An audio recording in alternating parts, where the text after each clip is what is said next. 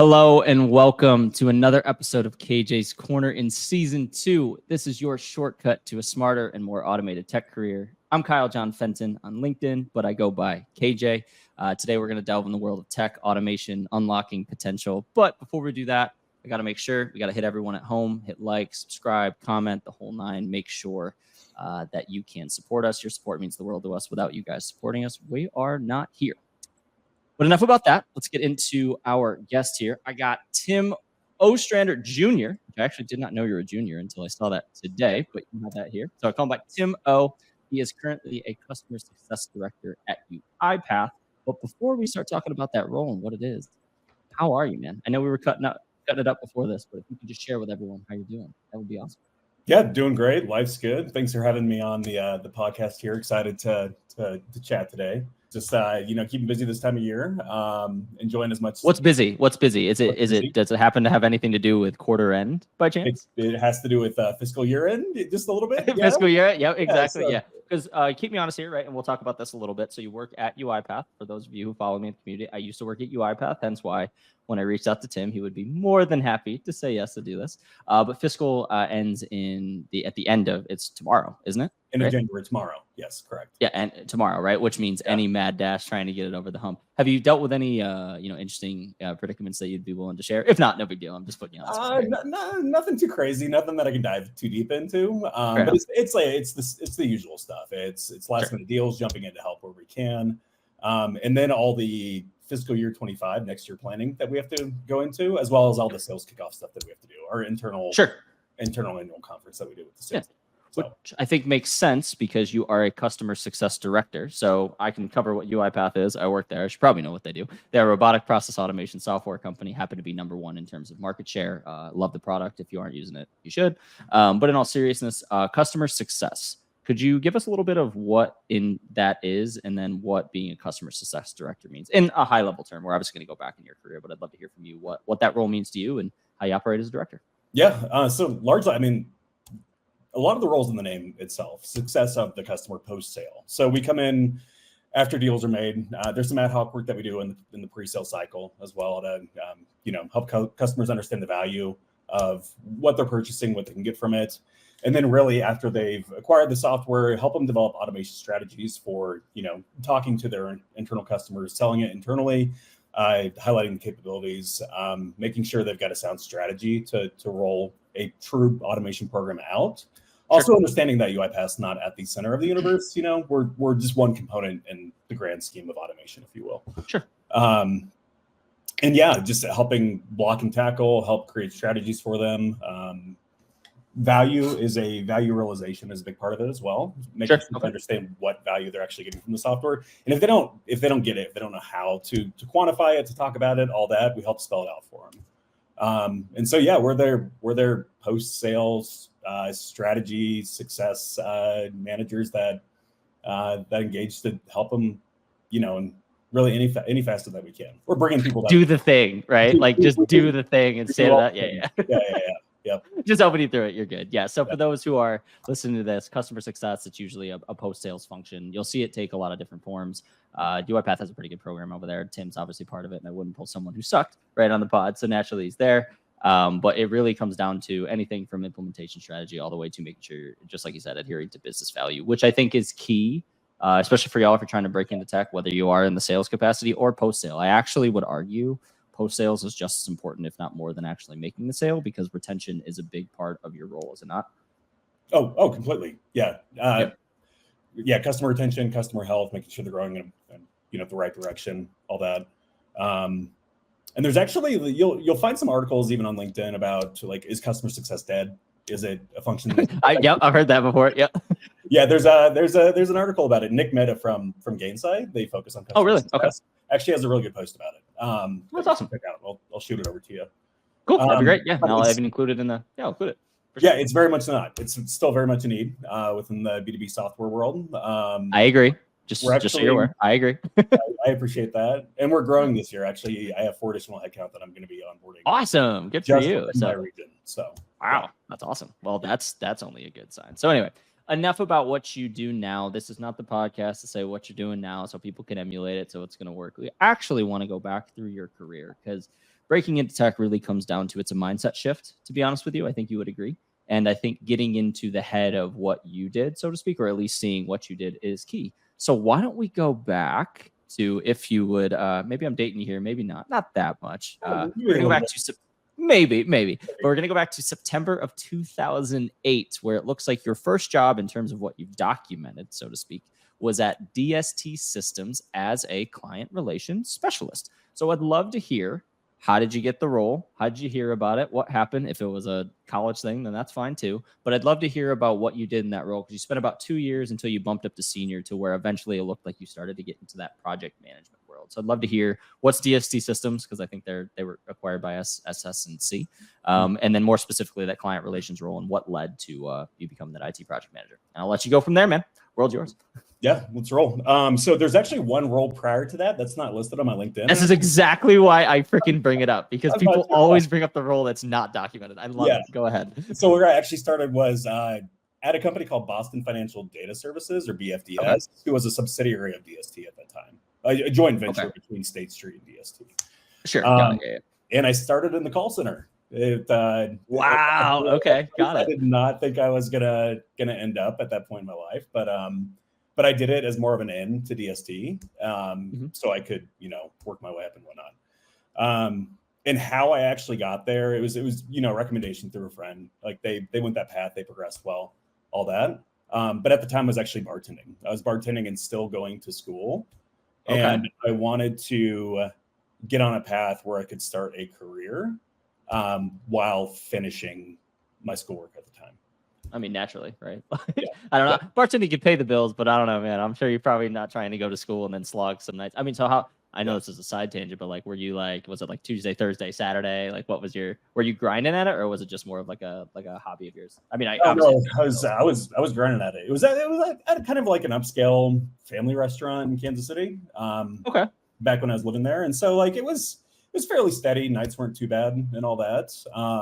But I was grinding away like 5-6 days a week while doing school at the same time.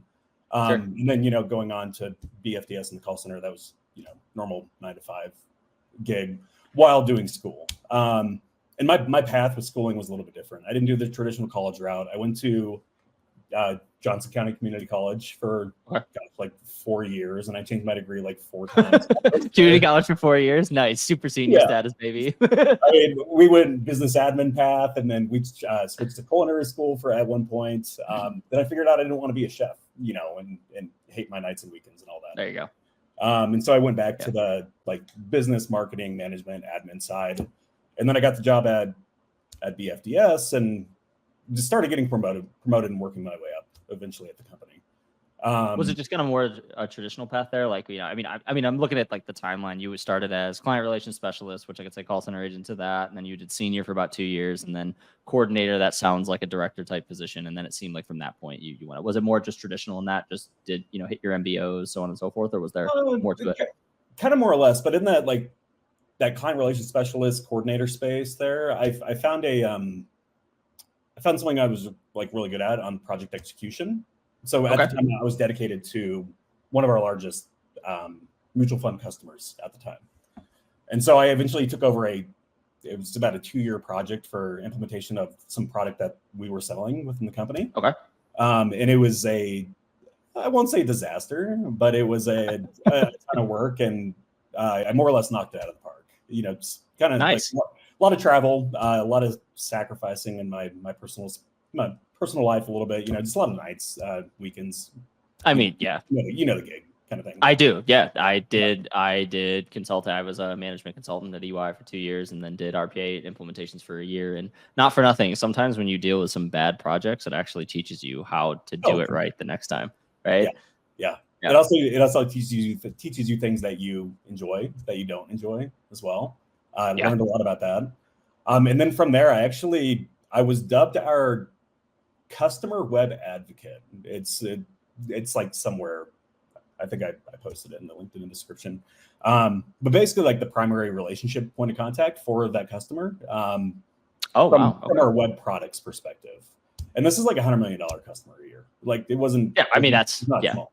Yeah. That's pretty good. 9 figures is always nothing to scoff at for sure. Yeah. So that's I was just gonna ask, because it seems like we're chummy. Clearly, I know you can have a conversation. Would you find, because obviously some individuals who might be trying to break into like pre-sales, for lack of a better term, right, they might be engineers, they might be introverted. Would you say that bartending gig helped you in some way? And if so, how? Completely. Go into that, because I 100%. agree, because I did musicals growing up. I've always played music, so like for me, naturally, this is very easy for me to do. But I find others as well. So like, just go into that a little bit. Like, what was it about dealing with, I guess, really customer facing that helped you get to a point where you could combine both worlds? I'd love to hear that. Yeah, I mean, you said a lot of it right there, which is. I'm sure. It's the reason I'm doing the pod, but no, please elaborate. No, customer facing 100%. Also, bartending, even at like a Kansas City, family friendly, upscale ish restaurant, it's still very high pace. Like, quick on your feet. You got to think a lot. You got to learn how to prioritize your decisions quickly, and just going through those motions and doing it for quite some time. I mean, it naturally. It's a skill you can develop that's going to help you further down the road, for sure. Yeah, it's being quick. I would say being quick on your feet, being able to talk to people. Yeah, I would say it taught me things that I probably still use today, even if I don't fully recognize it. Well, yeah, it becomes part of like almost like your working fabric, so to speak, like in terms of interaction. Like, I don't know, like I'm sure when you're in social scenarios, you're probably someone who can strike up a conversation with someone, and I'm sure your friends have probably said in some capacity, like, oh yeah, you can go talk to that person. You can do that. Like, oh, everyone's friends with Tim, right? Like, if I had to guess, I don't know, I could be wrong. Is that true? Is it not? Like, I think there's some aspects to it that sure. I might be stroking your ego a bit too much. Yeah.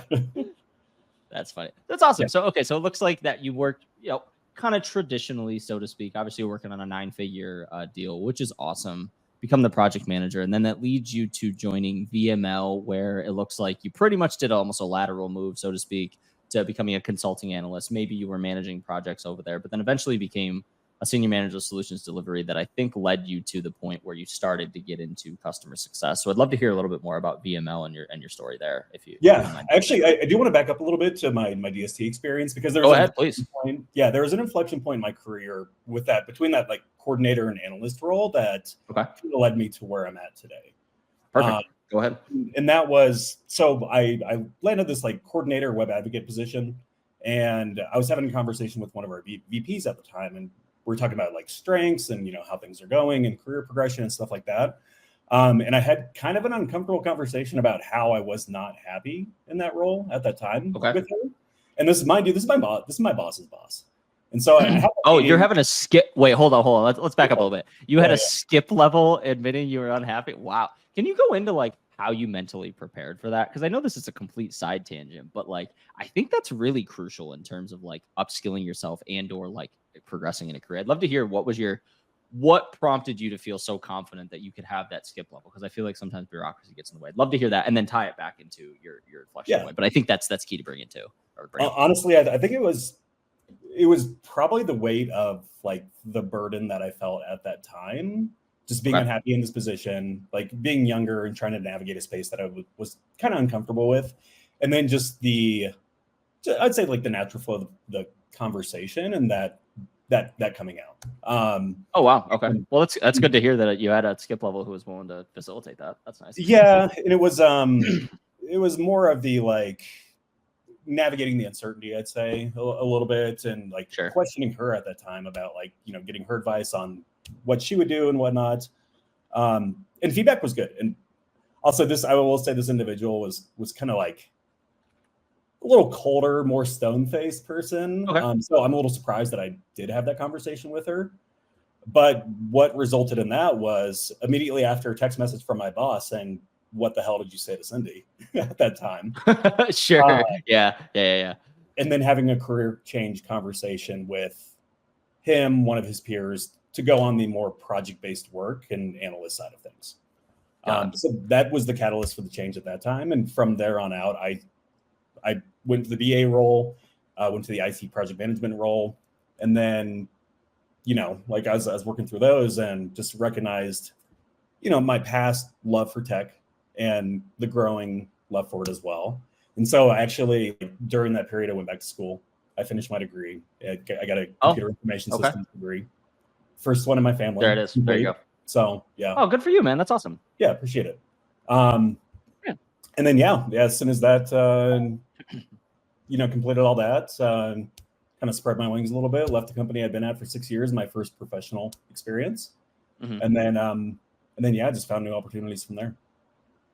Yeah. So like, was it, so let's talk about that for a minute. So you were there. I mean, you spent a long time there, right? And I feel you. Like candidly, I've been upfront about this. I was not expecting a termination from UiPath at all. I mean, I'm sure you know, like I was a lifer there, man. Like I really enjoyed the product. I felt like I embodied the culture. Neither here nor there for this pod, but kind of going into something scary. So what was it that ultimately was it you finally getting that MIS degree and pushing you out, or was it just really time for that change for you to kind of expand your horizon a little bit more? Because it looks like you shifted from kind of being given scope to manage a project to kind of a little bit creating a little bit more. So I'm interested, what was it that kind of pushed you? I think it was part of that. Like I recognizing the need for a change in my life. Okay. I'm not one to sit stagnant in any situation. So that like burning desire was there. I mean, I remember you were in Chicago and you're like, I'm just gonna move to Denver. Like, it's just all right, cool. Yeah. Whatever. Yeah, why not? And then also, I mean, like recognizing looking at my future a little bit and mobility, like, Sure.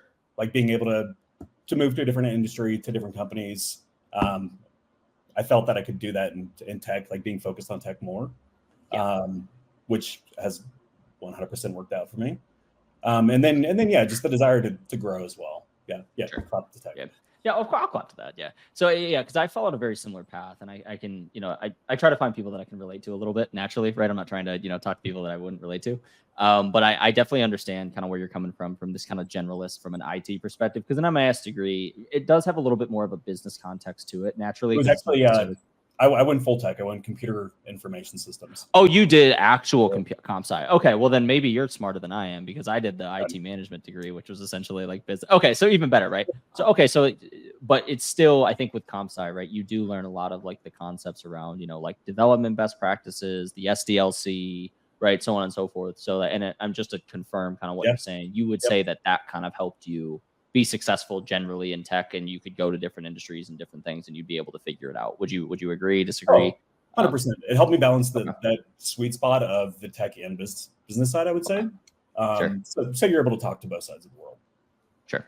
Yeah. Which I think makes sense, because after you decide to leave the nest, so to speak, you spend about 2 years at VML as the solution delivery, then you do a project manager with HS2. It looked like you were probably just trying to find something that you could sink in your teeth from like a services perspective, a solution perspective. And now you've been at UiPath for over 5 years, my guy. And I remember working with you as a CSM, then you hit senior, and now you're running things. So, to me, I guess, what was it that ultimately, and we'll round out obviously with some advice to give the audience here, but what was it after that CSM role that kept you at UiPath outside of having a job? Like, I know you, and clearly income is important to you, right? But what was it about UiPath? What was it about the tech? What was it about what you had learned? What was it about the role that really kept you there? Because I think 5 years now in the software space is kind of a little bit of an enigma. You know what I mean? Like, people usually stick around 2 to 3, get a better job or whatever, but you've stuck around for a while. So what is it? Yeah, it's a lot of things. When people ask you, like, why have you been here so long? Like, what's your first response typically? It's like, it's the people, right? Like, yeah, 100%. I mean, like the tech is sound. That's evident within the market, the market as well. It's growing. It's heading in a, I would say, like, from what we can tell, the right direction, especially with the boom in AI right now as well. I mean, and you guys have open headcount, so clearly funding's coming in somewhere. yeah. Company's doing well. And then I would say, like, the ability to flex my creativity as well has worked out well for me. So between that, like, CSM to senior, and then, and at my DST days, I was living in Kansas City, moved to Chicago for a VML company. And then, when lockdown happened, we lost offices. I made the jump to Denver. That also came with a region change. So I got a new, I'd say, like, new experience with, like, new sales leaders, new peers, new boss, all of that. And then, just really flexing that creative muscle and having the ability to do so. Just try shit. If it doesn't work, then it doesn't work. If it does, it's a win. I'd say that autonomy has been one of the biggest things to keep me around as well. Is there any I'm with you. Yeah. And is there anything, because I'm a big advocate for this as well, like kind of almost operationalizing what works for you. I think that's how you grow. I think like people are always just like, oh, you got to do more. But it's not like throwing some bullshit together to being like, oh, put a post up that people can know. I think it's more like operationalize what it. Is there anything that you did during your tenure to get to probably senior? Because then once you're a director, you're adhering to other things and managing a team. So that's a little harder to do. But is there anything that you can kind of hang your hat on in terms of like things you did maybe to operationalize something you were doing that was working in the motion? And I'd love to hear how you got to that, because I'm sure there's something you can think of, but I'd love to hear that because I think that's going to get us into the mindset of how you've been able to stick around as a CSM. And if people are trying to follow that path, I think it would help. So I'd love to hear if there's anything that you'd be willing to share. Yeah, I'd say being objective has helped me out. So Okay. not objective in the sense to just like question things and be a pain in the ass, but to challenges. Think about how we can do things differently. I'm with you. Yeah. Things that worked out really well for me, like how our customers think about value as well, Okay. and like discovery, from like finding automation ideas to articulating like how to roll that out, to like creating that longer term vision of what success may look like for you. And then just how we build strategies around that and talk about it, present it back to customers. And then even the ways, like how we do those things within the pre-sales motion, as you're familiar with. Sure. Yeah. All the way into post-sale handoff kind of things. So Yeah. So let's talk about that a little bit, because I know there's a big cohort of the audience that's listening to this that's heard of post-sale handoff, and candidly, I've been part of some really bad ones. So what is it about? So let's look at the role, generally speaking, right? Obviously, we're being facetious, but walk me through what would constitute a good handoff, because obviously, and I'm not expecting everyone to be an automation expert here, but what are the things that you'd be looking for from a sales, an account executive, a pre-sales individual, whatever? What's going to be the best thing that you need for a true post-sale handoff? And it can be general. I don't think we need to get specific on UiPath, but like, what are the things that you're looking for? Because like I said, there have been times where we've made a sale and I'm like, I don't know what to tell you to go after, because like we just kind of sold it and that's it. So what are the things you'd be looking for to help you on a post-sale perspective? Because I really think this would help people who are in the selling motion. Yeah, the actual handoff piece of itself, that's just like a tactical motion that you have. It's things like do we understand the customer? Do we understand their objectives? And like, why are they buying the software? What are they trying to do with it? Are they like trying to tackle some bigger problem or opportunity internally? Do they understand like the potential value that they're going to get out of it? Do they have the right people involved? Do they have a plan to execute and operate? Some of the like basic things, if you will, that are often like maybe not forgotten. Missed. You can say missed. It's okay. Yeah. All of that stuff, like knowing that beforehand, is only going to benefit the longer term post-sale execution for sure. Yeah, and it's something that I say too, and I kind of teed you up for it to kind of like, stroke my own ego a little bit. But in all seriousness, like I really bring it up because like when I look at the pre-sales motion, I think this is why like people liked working with me, is that I look at it from a post-sales context. I don't necessarily go into it like, yeah, I understand the value proposition and I understand here's feature and functionality and blah, blah, blah. But I know as well as I do, you could throw me at any problem because I'm going to ask questions to serve two different masters. I'm going to ask it to show them at least what they need to see to substantiate like, hey, we're a technical fit. But then I'm also, just like you said, I can show you how to build this. Does it matter? Like, are you going to be the person that's actually building out the solution? Do you have an actual team in place that's going to help you with implementation? Like, it's everything you said. And I feel like the more we can hear people like you say that, the more we're going to be better in the pre-sales motion. Because I've always said, I'm like, you want to be a pre-sales engineer? Go do post-sales stuff. And people call me crazy. And I go, hold on, right? Because it's exactly what you're describing. Now, keep me honest here. How many times did we land a deal, you got assigned to an account, and you had to spend the first 3 to 6 months figuring out what the hell they bought it for? Happened a lot, right? Oh, I would say 95% of the time. Yeah. Right? Like, it's like I said, I know I'm teeing you up to have the combo, but like, this is a really, really important point that I wanted the audience to hear, is like, you're someone who's actually worked in the customer success role and not needed to switch. You've been able to stick around. You've clearly been able to cement yourself there.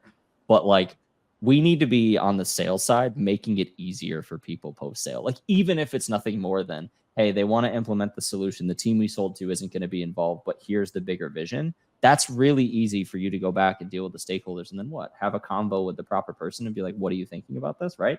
So I know I'm kind of hijacking the combo here, but that part to me was like, oh my God. This is why you were one of my favorite sales engineers to work with. Well, thank you. I appreciate that. Stroke that ego a little bit. Yeah. Oh, dude. Dude, are you kidding? Dude, come on. I got freaking my name with the damn like this now. Like, come on, man. Everything's great.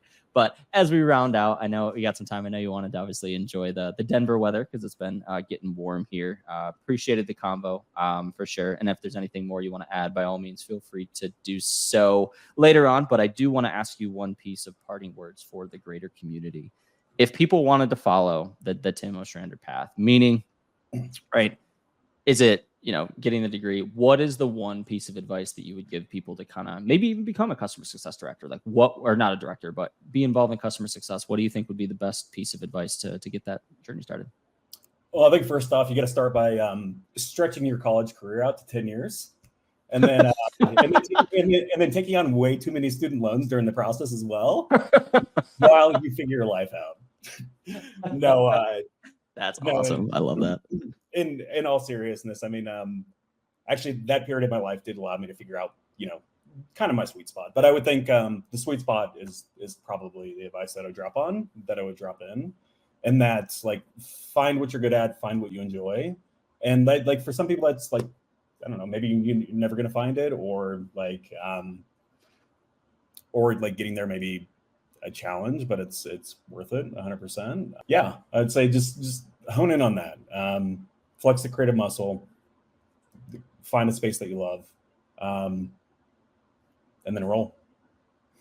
It's fine with me. Yeah, because it's meant to be open to it's meant to be open to interpretation, right? And I would agree with you that like finding, like my passion's always been interacting with people, helping people solve problems. If you're going to tell me that I woke up one day and said, you're going to be a sales engineer, there's no way that I would have thought that was going to be a dream job of mine. But I found out that I'm really good at it because it highlights my strengths. It highlights I get to have conversations with people. I get to demonstrate stuff. I get to play around with tech. And I think you're saying exactly that. Find your passion within that space. Maybe it's a vertical, maybe it's an industry, and then just double down on what you're good at. And something I've always said too, and I think it corroborates exactly what you said, is work for the role that you want while you have the role that you have, right? And I think you've kind of done very much of that as well. Like I think you being creative in a customer success role, I think is very interesting, because I would say some people might argue the opposite, like, hey, we got to follow process procedure, we got to make sure we hit our retention marks, whatever. But you're just kind of like, well, what's going to drive adoption, right? And that's kind of what it is. And it seems like that's why you've been there, man. 5 years is no joke, man. Especially at a startup. That's a long time, dude. I want to give you kudos for that. Like I didn't even hit the 5 years. I was close. 4 years, 11 months. Couldn't hit the 5. But did you get the plaque? Do we still do the plaques for 5 years? No. You should. I'm gonna bring that up now.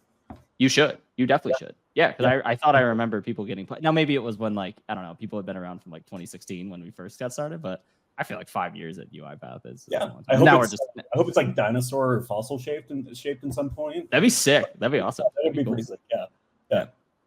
In any case, thank you for the time, man. This was a great discussion. I know we'll obviously have more of them. If people wanted to follow you on LinkedIn, I'm sure you're probably an open book. People can connect with you, right? So on and so forth. Please do. Yeah, I actually get pinged by people within the CSM field sometimes, just wanting to chat. Okay.